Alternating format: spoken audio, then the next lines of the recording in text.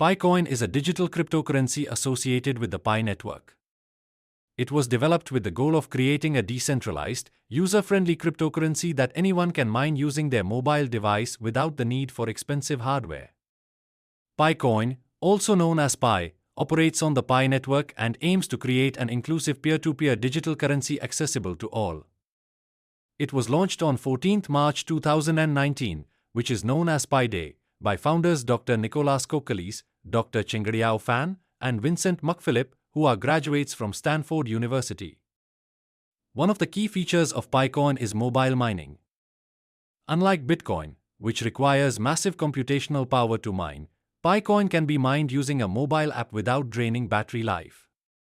The app uses a consensus algorithm called Stellar Consensus Protocol, or SCP, instead of the traditional proof of work.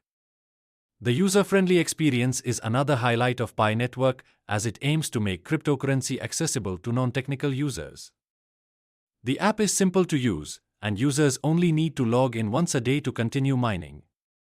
The decentralization goal of PiCoin is to develop it into a fully decentralized digital currency. Currently, it is in its enclosed mainnet phase, meaning external transfers are restricted until further developments ensure regulatory compliance and network stability.